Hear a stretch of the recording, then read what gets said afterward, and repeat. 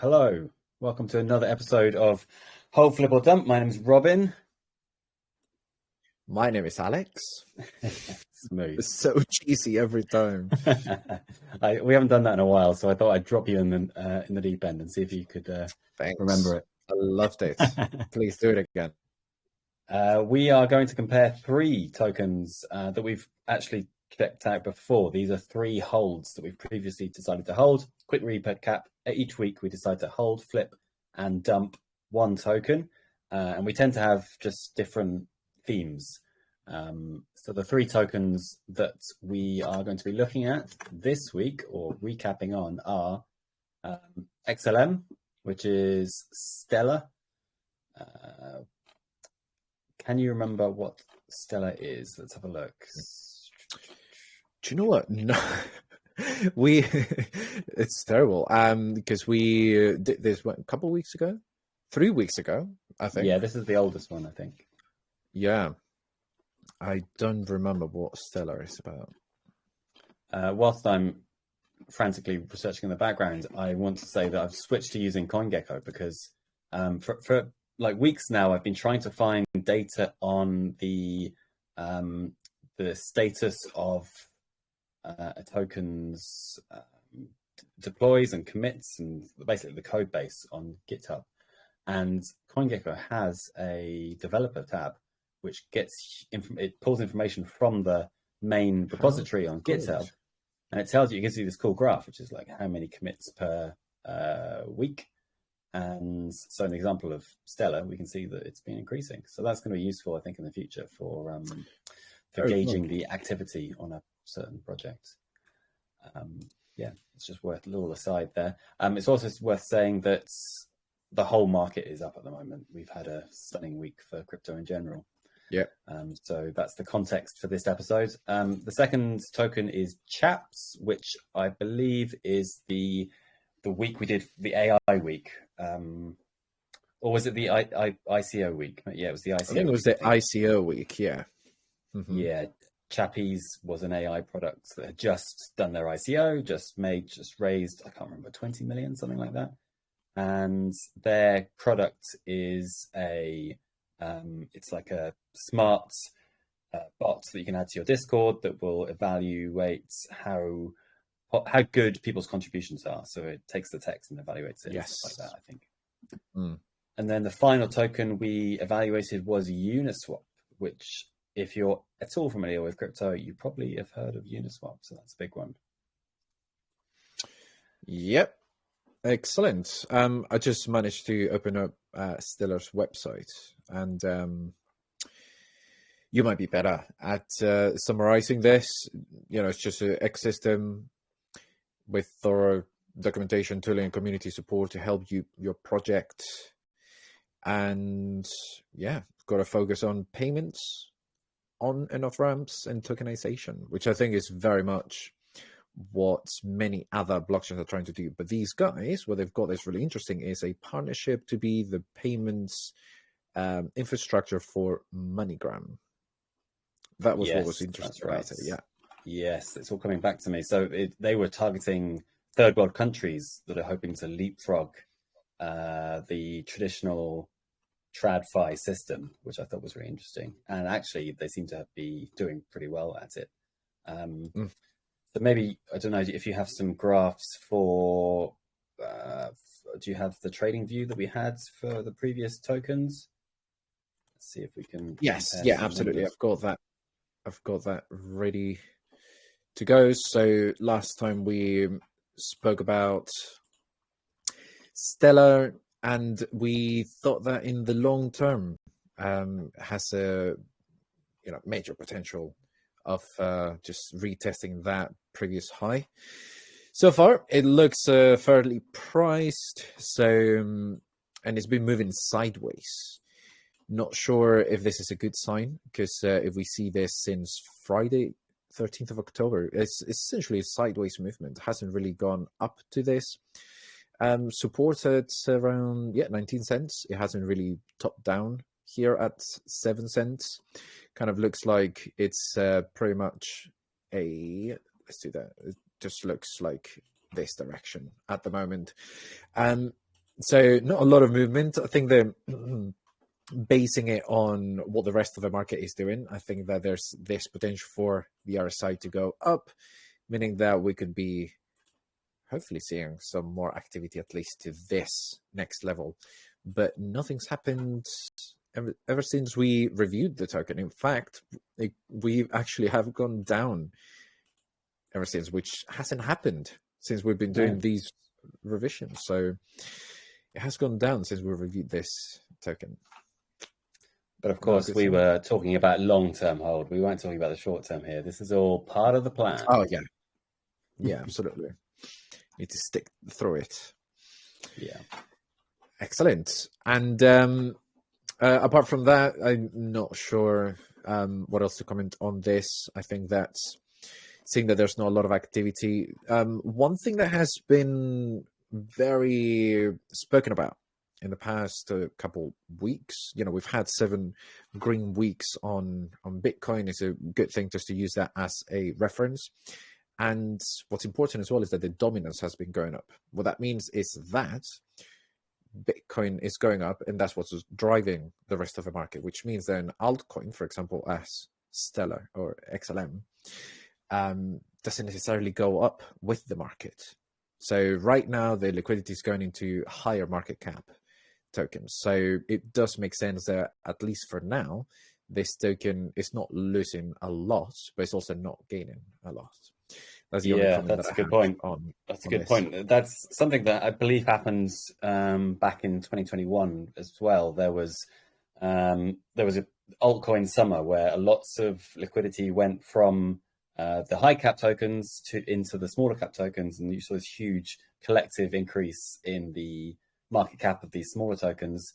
So it's not always everything rises. Sometimes it is people selling Bitcoin or Ethereum or one of the higher cap tokens, and then investing into altcoins, or the other way around. If they've got lots of smaller tokens that they've invested in the past, they might be selling those and riding for example, Bitcoin is pumping right now, as is Ethereum and many of the other larger tokens.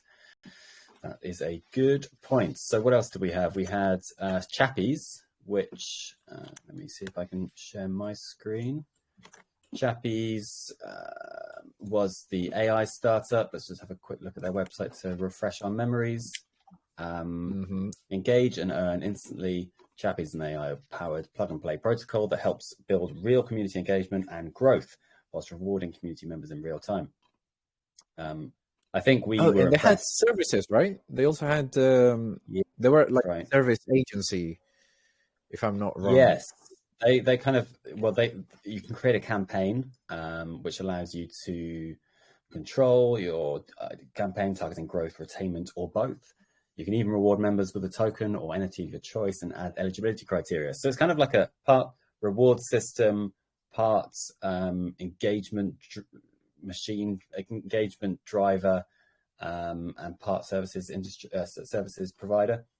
I don't know what their split is between those things, but their main product seems to be the AI-based engagements.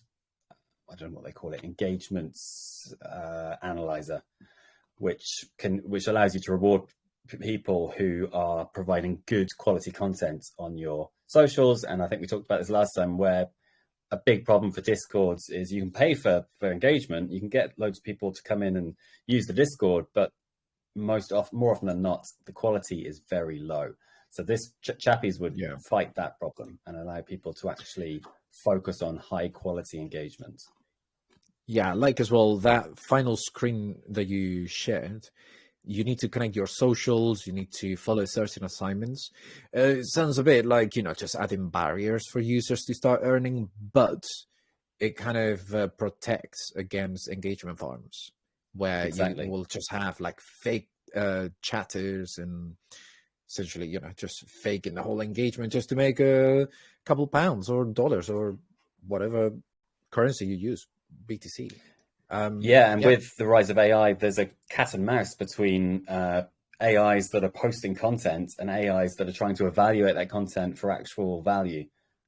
because with GPT, with the rise of ChatGPT and other models, it's now very, very easy just to generate loads of content and spam a Discord or a Twitter or your chat system. But obviously, the real value there is high quality content. So CHAPZ is fighting the good fight from that perspective. But looking at the 7-day charts, we've got a bit of downward movement on CHAPZ as well, which is surprising. Yes. Again, doing a lot of technical analysis on something that's this new is very difficult. But yeah, if anybody's watched, any of you have watched the analysis that we did of this token, we spoke about how, it's not necessarily betting on the price action alone, but out of the 3 projects that we had, this was the one that had the highest potential. Again, it just has been a couple weeks, probably 2 weeks. So let's say that since here, it looks like we started looking into this token probably close to the all-time high. Yeah, and then it started to drop. It's going against the market, right? If we see we spoke about how the market is very green at the moment. There's another example of altcoin or very low market cap token that doesn't benefit from new liquidity going into the market.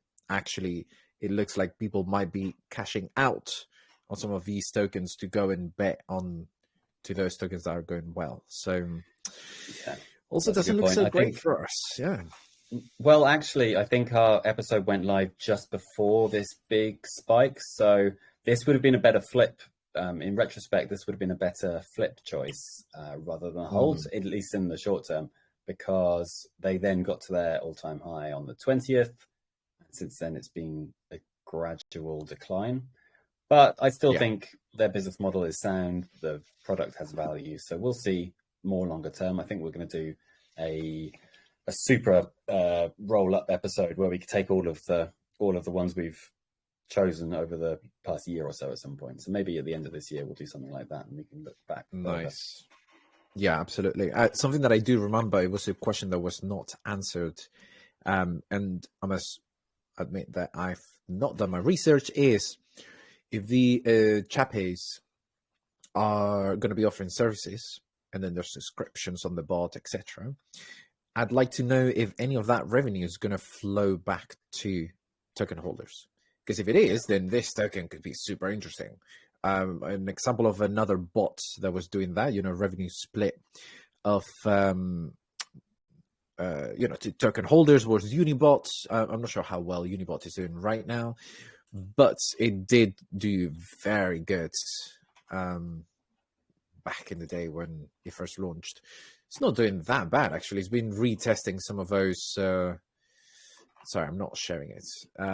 But anyways, just not to go off topic, anything that's like this, anything that say bots or a company that's going to be paying a revenue share to token holders, I think it could be a very interesting token to have for the long term, of course. Yeah, it's all about the utility. If they can pump some of that value back into the community, back into the token, we'll see a huge rise for sure. So that's CHAPZ. And then finally, we had Uniswap, UNI, the Uniswap token, which we did last week, I believe. And that was as part of, we did 3 high cap tokens last week. So this one is much more exchange tokens. We did. Sorry, exchange. Yeah, that's right. Yeah, that's what it was. And we've seen, just looking at the CoinGecko chart, it's been pretty flat, to be honest. Nothing up, nothing down. Yeah. Which goes a good view that you had. I think it was 14 days. 14 days. I think or 30. There is a very clear. There we go. This one, you can see it's just flat. It's almost a straight line. After that pump before the 23rd of November, just ignore the bits, up and down. So it's probably like a 2 or 3% up and down constantly. Pretty flat. Yeah, there was a big $1 jump from $5 to $6 around 22nd of November. And then since then, it's been almost exactly level.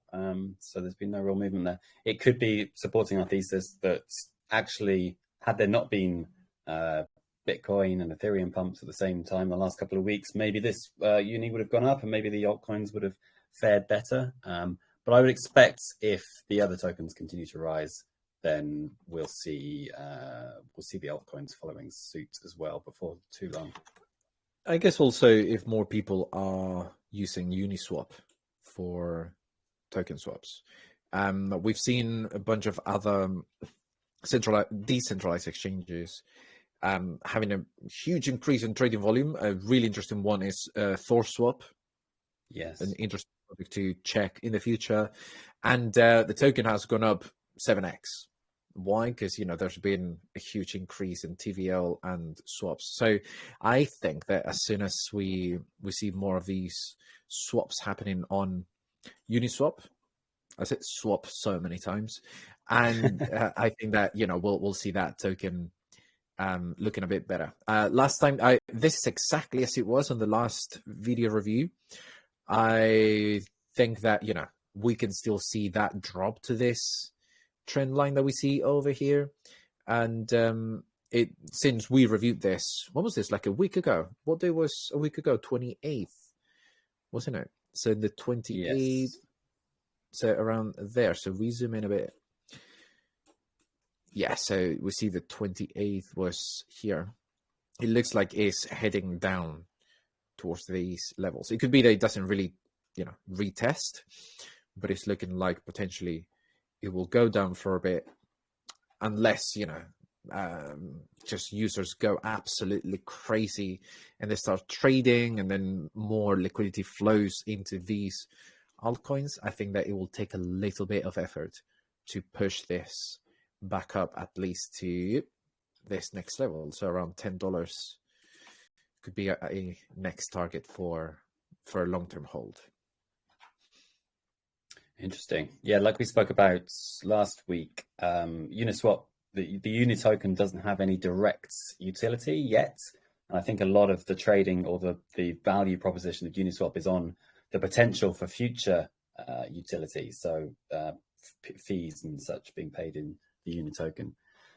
So even if there is a huge increase in volume on the platform, on the Uniswap protocol, it doesn't necessarily translate to a price increase. But in the future, obviously, people are optimistic that will change and there will be a direct utility. So there'll be a closer tie between the Uni token price and the volume on the Uniswap protocol. Nice. Well, let's see. Cool. Hopefully. Excellent. So, Robin, what would you say, just to wrap it up, what would it be your allocation for each of these tokens? So let's say you've got $100 to invest and you want to distribute it across Stellar, Uniswap, and CHAPZ. What would you do? Yeah, I think I would still put a lot of that in the Uniswap because I think it's much more stable and it's been around for a long time. It's a pretty well trusted token, whereas things like CHAPZ are very new. I think it was only just been released when we reviewed it. So yeah, back in the middle of November. That is a higher risk asset, and I'd want to limit the size of that, the exposure to that risk. So I'm going to go low on CHAPZ, even though I think it's a great product. I'm going to go low and say 10% CHAPZ, and then Stellar is kind of mid-range risk-wise. I'm going to go 40% Stellar, and then the remaining 50% I'm going to go with Uniswap. How about you? Okay, I respect that. I would actually do the same. So about 90% going probably equally between Uniswap and Stellar. I think that Stellar has a bit of potential, even if it's in the next couple of months, to retest that 20-cent mark. Sorry, I'm realizing I'm not sharing what I'm looking at. So let me do that. And I think that there is that potential to reach this level over here. And it could be, very interesting bet. At the same time, I'm sorry, I just opened what I didn't have to open.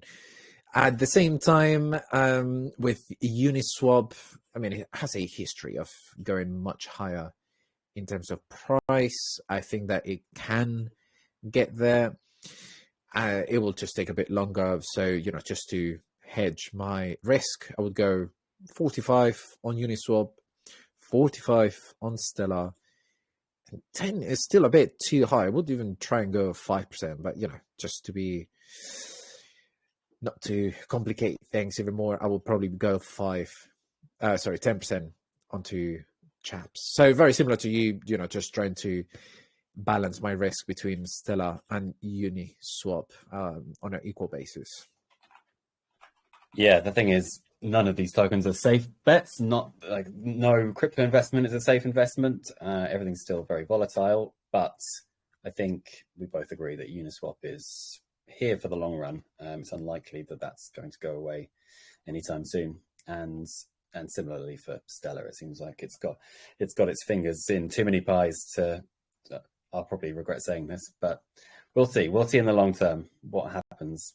So yeah, it's been a relatively short episode, but it's nice to have a look back at what we've done. Our unbroken streak has been mostly broken. We're not all in the green anymore when it comes to performance, but I think that's like an overall market trend for altcoins.